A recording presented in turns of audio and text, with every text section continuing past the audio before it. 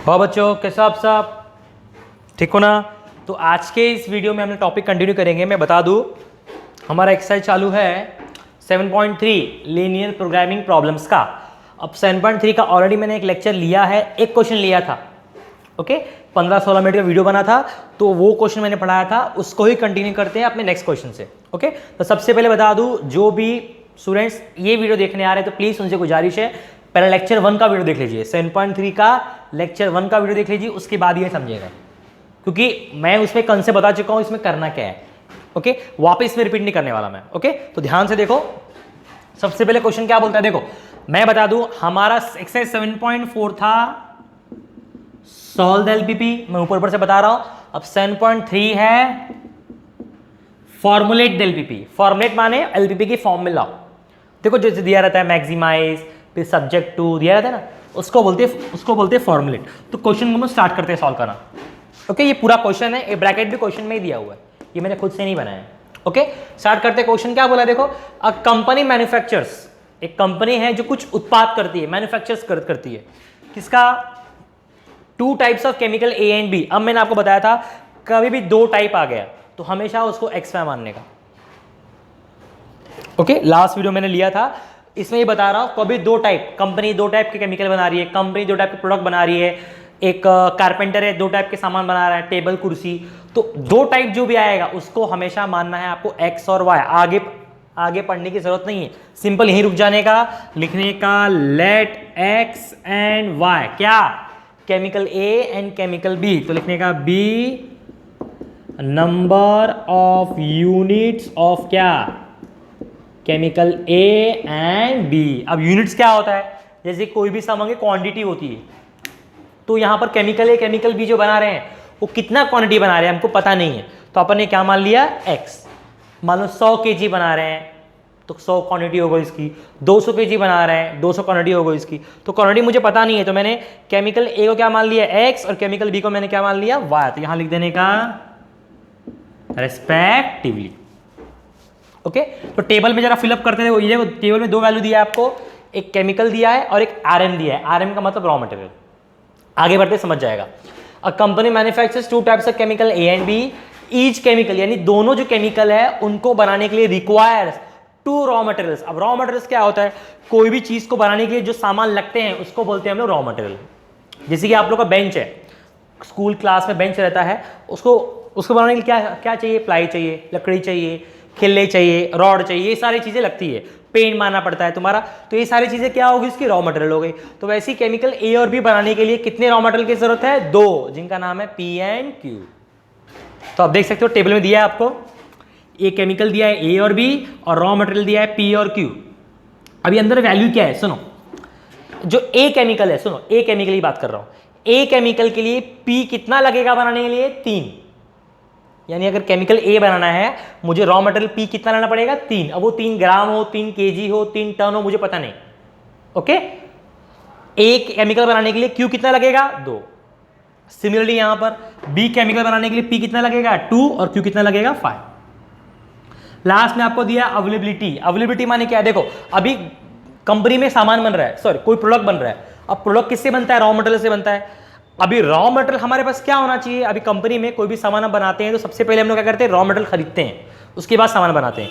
तो इस कंपनी में जो रॉ मटेरियल पी है वो कितना क्वांटिटी अवेलेबल है, 120। अब वो 120 ग्राम हो, केजी हो, टन हो, मुझे पता नहीं। जो क्यू रॉ मटेरियल है वो कितना है, 160 क्वांटिटी ही अवेलेबल है। पी कितना अवेलेबल है, 120 क्वांटिटी, और क्यू कितना अवेलेबल है, 160 क्वांटिटी ही अवेलेबल है, उससे ज्यादा अवेलेबल नहीं है। ओके, तो अपने को काम इतने में करना है। तो सबसे पहले देखो अपन ने केमिकल ए केमिकल बी को एक्स वाई मान लिया, तो यहां पर केमिकल ए को एक्स और केमिकल बी को वाई। अब देखो यहां पहला हमारा बन जाएगा, बता दूं मैं आपको, फॉर्मुलेट में मैंने रिपीट किया था, फॉर्मुलेट में 3 चीजें आती हैं, मैं लिख कर देता हूं यहां पर। एक होता है ऑब्जेक्टिव, ऑब्जेक्टिव माने मिनिमाइज करना है कि मैक्सिमाइज करना है। दूसरा होता है इनइक्वेशन, और तीसरा होता है रेस्ट्रिक्शन। ये 3 चीज मैंने रिपीट की थी, आपको बताया था लास्ट वीडियो में। तो फॉर्मुलेट करना है तो ये 3 चीजें निकालनी पड़ेंगी। पहले हमारा इनइक्वेशन निकालो, इजी है। देखो ये टेबल देख लो। ओके, टेबल ऐसा देखो, 3x 2y, कभी भी इक्वेशन xy होके जाएगा। देखो 3x 2y, गलती से वरना ये मत लेना, ओके ऐसे देखो एक्स वाई ऐसे तो ऐसे जाने का 3x 2y तो यहाँ लिखता हूँ 3x कभी भी क्या करते हैं प्लस 2 इंटू वाई तो हो जाएगा 2 इंटू वाई। क्या बोला मैंने, अगर एक्स वाई ऐसा आ गया तो ऐसे जाने का, अगर एक्स वाई ऐसे है तो ऐसे जाने का। ओके और एक्स वाई किसको लिया मैंने, केमिकल को लिया। केमिकल को क्यों लिया मैंने, क्योंकि वहां बोला है कंपनी कितना टाइप मैंने बना रही है केमिकल ए और बी, जो भी मैन्युफैक्चर होता है उसको एक्स वाई मानते हैं। तो एक्स वाई ऐसे दिया है तो ऐसे लेने का। ओके अब बच्चों के मन में सवाल होगा सर ये आपने मल्टीप्लाई क्यों किया, लास्ट वीडियो मैंने बताया था फिर रिपीट करता हूं। ये जो क्वांटिटी दिया है वो एक केमिकल का दिया है, जैसे कि जो ए केमिकल है मुझे एक बनाना है, एक यूनिट बनाना है। कितना बनाना है, एक यूनिट। तो मुझे पी कितना लगेगा, 3 लगेगा। पी कितना लगेगा, 3 लगेगा। अगर 2 यूनिट बनाना है तो पी कितना लगेगा, 6 लगेगा, डबल हो जाएगा। 3 यूनिट बनाना है केमिकल तो मुझे पी कितना लगेगा, 9 लगेगा। हाँ 9 लगेगा, मतलब मल्टीप्लाई होता जा रहा है। अगर मुझे 10 यूनिट केमिकल बनाना है तो मुझे पी कितना लगेगा, 30 लगेगा। तो जो डाटा दिया है वो पर एक यूनिट का दिया हुआ है। तो अपन क्या कर रहे हैं, केमिकल कितना यूनिट बना रहे हैं, एक्स यूनिट बना रहे हैं, तो एक्स से क्या करेंगे, मल्टीप्लाई करेंगे। क्योंकि एक था तो एक से इंटू किया 3 आया, 2 था 2 से इंटू किया 6 आया, 3 था 3 से इंटू किया। तो वैसे यहां पर भी क्या कर रहे हैं, मल्टीप्लाई कर रहे हैं। सेम यहां पर 2 को y से मल्टीप्लाई करेंगे। ओके हमेशा ये इक्वल टू क्या आएगा, 120। याद रखो मल्टीप्लाई करना है, 3x plus 2y equal to 120। दूसरा इसका भी 2x plus 5y equal to 160। अब बताओ ये इक्वेशन है कि इन इक्वेशन है, इसको हम लोग इक्वेशन बोलते हैं, क्योंकि जिसमें इक्वल टू होता है उसको हम लोग इक्वेशन बोलते हैं। पर हमको जरूरत किसकी है, इन इक्वेशन की जरूरत है। तो इन इक्वेशन मैंने क्या बताया, 2 साइन आती है तो लेस देन इक्वल टू रहेगा या ग्रेटर देन इक्वल टू रहेगा। ओके सिर्फ इक्वल टू नहीं रहेगा। तो यहां पर हमारी साइन क्या आएगी, लेस देन इक्वल टू। अभी आपको समझ के लेना है क्यों, क्योंकि क्वेश्चन में बोला है रॉ मटेरियल कितना अवेलेबल है, 120 और क्यू कितना अवेलेबल है, 160। मतलब हमारे पास इतनी क्वांटिटी ही अवेलेबल है तो मुझे इतने में ही काम करना है।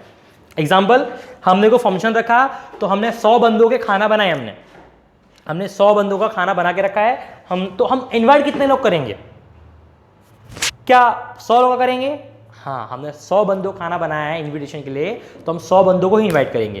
क्या हम 90 को इनवाइट कर सकते हैं, हाँ कर सकते हो, क्योंकि आपने 100 का बना के रखा है तो 90 आएंगे तो भी चलेगा। क्या हम 50 को इन्वाइट कर सकते हैं, हाँ चलेगा, भले खाना वेस्ट हो जाएगा पर आप इनवाइट कर सकते हो कि हाँ, क्योंकि हमने 100 बंदों को खाना बना कर रखा है। तो या तो 100 बंदों को इनवाइट करो या तो उससे कम को इनवाइट करो। ज्यादा कर सकते हो क्या, नहीं, क्योंकि जितना खाना खाने का रॉ मटेरियल हमारे पास है, गेहूं चावल है, वो 100 बंदों का ही है तो हम उतने में ही काम खत्म करने की कोशिश करेंगे। तो वैसे ही यहां पर जो कंपनी के पास पी और की रॉ मटेरियल है वो इतना ही अवेलेबल है तो कंपनी क्या कोशिश करेगी, या तो पूरा रॉ मटेरियल यूज कर ले या तो उससे कम यूज करे, ज्यादा यूज ना करना पड़े, क्योंकि ज्यादा यूज करोगे रॉ मटेरियल है ही नहीं उन लोग के पास तो मैन्युफैक्चर रुक जाएगा। तो इसलिए लोग क्या करेंगे, या तो इतना यूज करेंगे या तो इससे कम। तो यहां पर देखो या तो 120 यूज करेंगे इसलिए इक्वल टू लगाया, या 120 से कम तो यहां आएगा less than equal to. Okay एक बात और बता दूं सिंपल, कभी भी क्वेश्चन में से अवेलेबिलिटी आ गया तो सिंपल याद रखने का लेस देन इक्वल टू लगाना है, ये भी याद रखो। अवेलेबिलिटी आ गया ना, लेस देन इक्वल टू ही लगाना, टेंशन लेने का नहीं।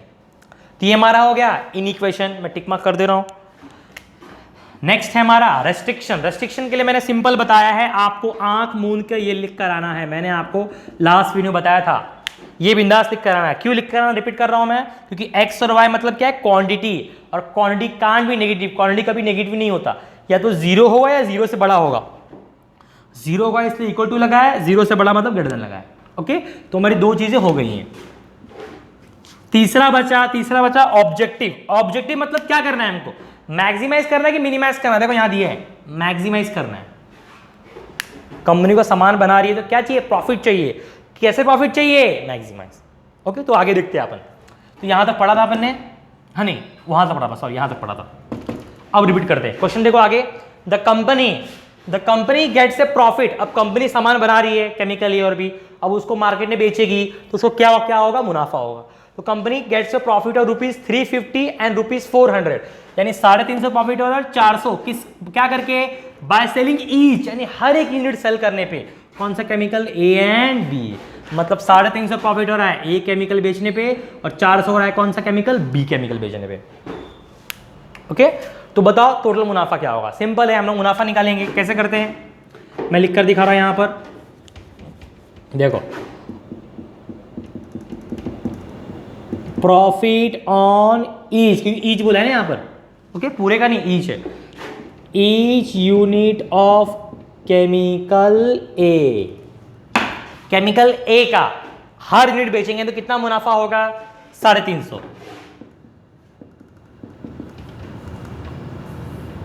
रुपीज 350 हर यूनिट। तो ऐसे 2 यूनिट बेचा तो कितना होगा, 700 की 2 से इंटू कर देंगे। 10 यूनिट बेचा कितना होगा, 10 यूनिट 10 से इंटू करो 3500। पर हम कितना यूनिट बना रहे हैं, ए केमिकल कितना बना रहे हैं, एक्स यूनिट्स, तो अपने को निकालना है profit on X units of chemical A. तो क्या करेंगे अपन, एक्स से क्या करेंगे, इंटू कर देंगे। सेम थिंग केमिकल बी के लिए, तो यहां लिखेंगे हम लोग प्रॉफिट ऑन क्या, ईच यूनिट ऑफ क्या, केमिकल बी। केमिकल बी के लिए कितना प्रॉफिट दिया है, देखो 400 रुपया, तो यहां लिखता हूं ₹400। ये एक यूनिट है, पर हम केमिकल बी कितना यूनिट बना रहे हैं, वाई, एक्स नहीं, एक्स मत गलती से लेना, बी कितना बना रहे हैं हम लोग, वाई। तो लिखोगे profit on Y unit of chemical B, कितना हो जाएगा 400 वाई। समझा, इतना हो गया हमारा प्रॉफिट। इतना प्रॉफिट हमारा केमिकल ए के वजह से हुआ और इतना प्रॉफिट हमारा केमिकल बी के वजह से हुआ। अब अगर कोई आपसे आके पूछता है, कोई क्या, मैं ही पूछता हूं, मान लो मैं आपसे पूछता हूं, अब बताओ, ये देखने के बाद मुझे बताओ कंपनी को टोटल मुनाफा कितना हुआ, कंपनी को टोटल मुनाफा कितना हुआ। तो सिंपल क्या करना है, इसको और इसको प्लस कर देना है, क्योंकि ये टोटल मुनाफा कौन से केमिकल से हुआ, ए से, ये टोटल मुनाफा कौन से केमिकल से हुआ, केमिकल बी से, और कोई तो मुनाफा है ही नहीं। तो यहां पर हमको टोटल प्रॉफिट निकालना है, तो यहां लिखेंगे मैक्सिमम, क्योंकि यहां प्रॉफिट मैक्सिमम बोला है, maximum profit is denoted by Z, ये दोनों को प्लस कर देने का, 350x प्लस 400y। गलती से इन दोनों को प्लस मत करना, ये रेट है, जो x यूनिट्स का और y यूनिट्स का आएगा उसको प्लस करना है। तो ये हमारा क्या है, ऑब्जेक्टिव। तो मैंने क्या बताया, हमारे 3 चीजें चाहिए फॉर्मुलेट करने के लिए एलपीपी के, एक चाहिए इन इक्वेशन, तो हमने इन इक्वेशन निकाला। इन इक्वेशन कैसे निकलेगा, हमेशा एक्स वाई, अगर एक्स वाई ऐसा है तो एक्स वाई ऐसा निकालने का इक्वेशन, अगर एक्स वाई ऐसा है तो इक्वेशन ऐसे निकालने का। अवेलेबिलिटी दिया तो क्या लगाने का, लेस देन इक्वल टू, ये इन इक्वेशन हो गया। नॉन रेस्ट्रिक्शन, ये आंख बंद करके लिख के आ जाएगा बिंदास, सब में सेम रहता है। तीसरा क्या चाहिए अपने को, ऑब्जेक्टिव, तो ऑब्जेक्टिव क्या चाहिए अपने को, मैक्सिमम प्रॉफिट, तो दोनों का मैंने प्रॉफिट निकाला प्लस कर दिया, तो ये हमारा क्वेश्चन तैयार हो गया।